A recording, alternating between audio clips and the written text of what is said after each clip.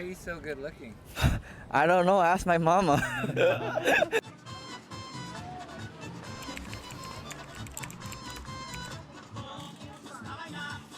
We're at Alamona Bowls, and the surf is up. I just finished my comp. Yeah.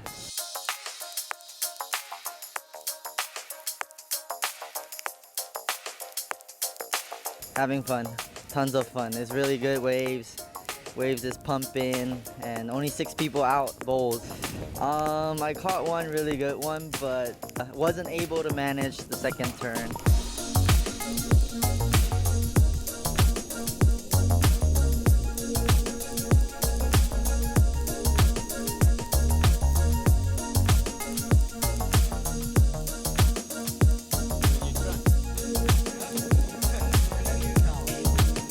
Yeah, it's once a year, surfing into summer, and normally Bowls is famous for 60 people, not 6 people. So it's really cool experience and had so much fun. Who are these guys? Who are these guys? This is Macy, and this is Soap. Oh, we've seen Macy before. Yeah. And this is Soap. The man. The Vast teams. These are the guys. Yeah, these are the boys. The boys. Vast boys. We got a question for him. Being a transplant from Taiwan and now surfing in Hawaii and competing with the local talent, what is your take on everything? So of course here everybody is much better. Like more competitive and a longer history here surfing. And I feel Hawaii, average wave is pretty big. I surf here every day.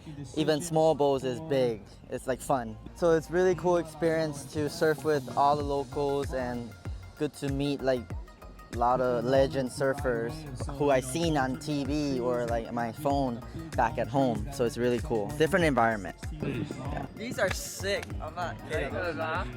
I love them. Those are the ones you had in Oz. It's super fitting.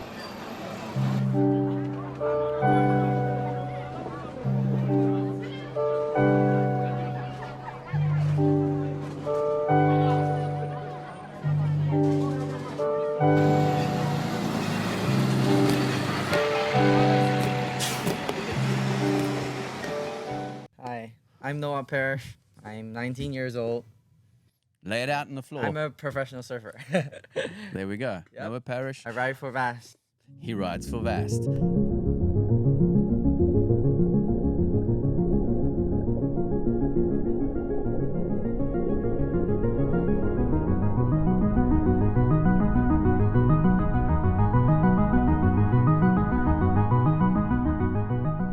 Noa Parrish, welcome. It's an absolute pleasure to sit down with you. A young man who's clearly got a desire to want to pursue surfing as a professional career. I mean, we were down at Bowls the other day for the competition.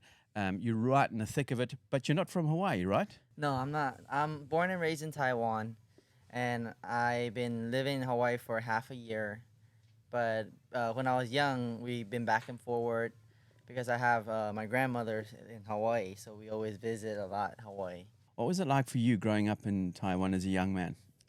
So growing up in Taiwan, where I live is super similar to Hawaii.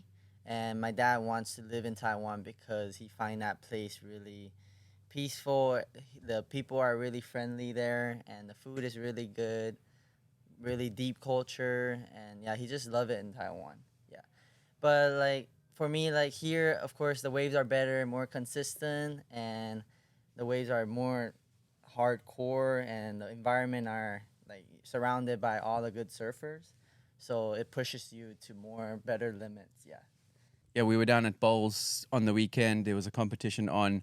I mean, some of those guys are absolute rippers. Do you feel a little bit overwhelmed sometimes when you're in the water with the guys? Not really overwhelmed, like a little bit intimidated, like by them, but you kind of get used to it and you want to like be like them, so you kind of pushes yourself, and sometimes that kind of environment makes you do something like some maneuvers you never done before, and it just pushes yourself. Yeah. So where in Taiwan, where did you start surfing? So where I grew up is Jalusui. It's like southeast, and it's like a rock point It's like full of rocks, and we always travel down south and travel down west, and we go to East Coast Taidong a lot. But pretty much where I grew up is called Jalosway. Yeah. Jalosway. Yeah. Okay. Is it a right or a left? We have like one is called Rivermouth. It's a right break, and we also have one break called Goofy. It's a left break. Are you natural? I'm natural. How old were you when you started surfing? So I started like 3 years old, but that was like plain water because I was like on the same board with my dad. But like technically 8 years old, that's when like I really wanted to keep surfing every day and want to like achieve something in surfing. Very cool. And have your parents been very supportive of your career choice? Of course, my dad wanted me surf just to have a lifestyle. He didn't want me like to do professionally. And of course, my mom, like she's more traditional when I was younger. Like she wants me to study. She wants me to work on school. She feel like in Taiwan, like as an athlete, it's harder to make a living. But when I got to around like junior high and high school, my mom kind of realized that I really love this sport. And like she turned more open-minded than more my dad. So it's really cool. Like if I want something in surfing, she would try to help me to get there. Do you have any brothers or sisters? So I do have one younger brother. He's 14 years old. So it's like 5 years younger. Yeah. And does he also surf? Yes. So right now he's doing really good. He's improving a lot, and I guess you could call he's following my footsteps. He did like he did some clothing Vast shootout for the new upcoming clothes too, and he's coming to Hawaii actually.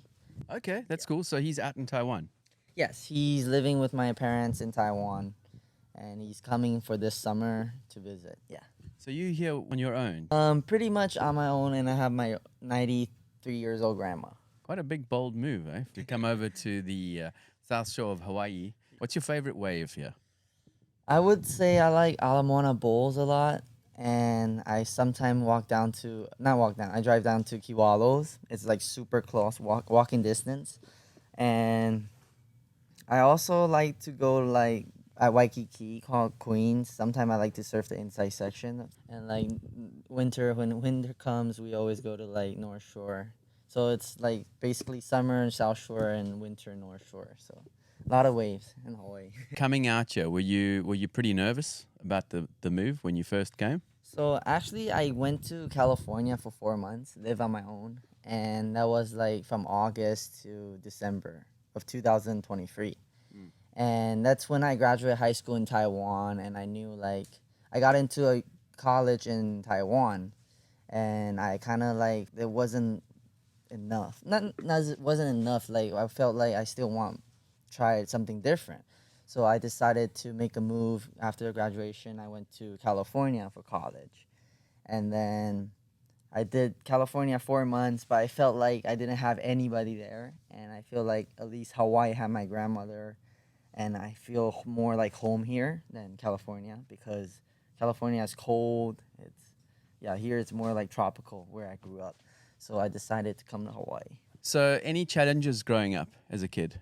I feel like biggest challenge probably is like trying to find the balance between surfing and school, because in Taiwan our education is more tougher. We have to like go to school from 7 a.m. to 4 p.m.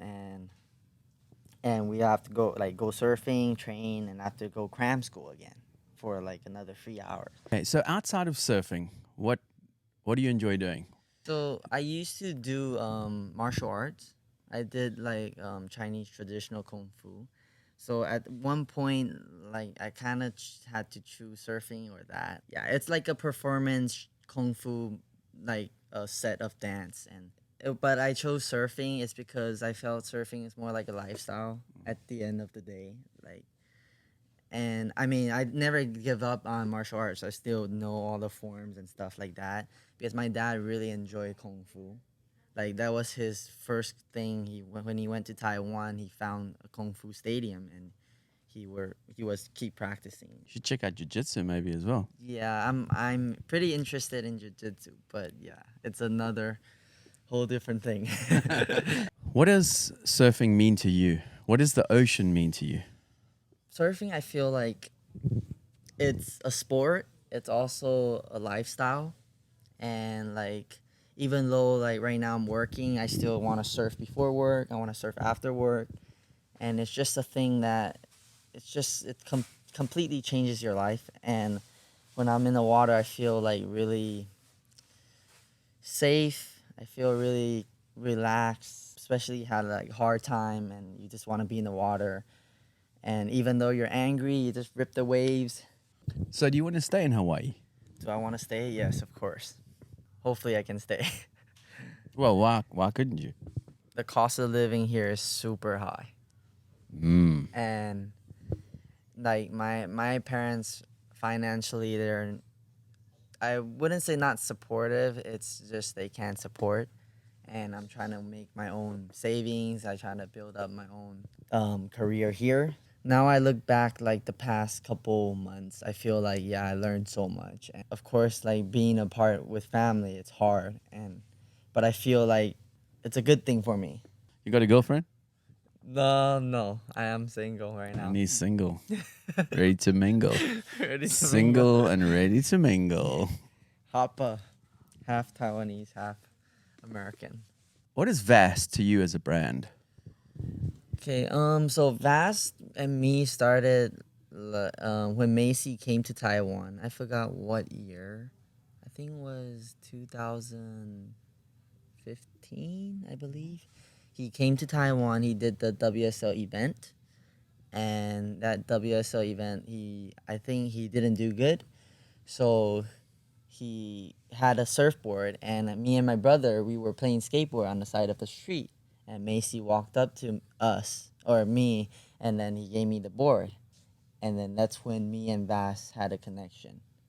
So that was like me and Macy had a connection first, and then me and Vast had a connection. Didn't you have a surfboard? I did have a surfboard, but I wasn't like, I think it was 2014 actually. So I was like surfing, but I wasn't that ready yet. So me and my brother was just playing like surfing skateboard. What, he just gave you a surfboard and said, Yes. Because surf. I think he lost the contest. He felt like that was a good thing to do, like pass it down to a local kid. Did he give you a fire wire? No, he gave me a tokoro. It was super light. It was super big too for me. It was a 5'9", I think.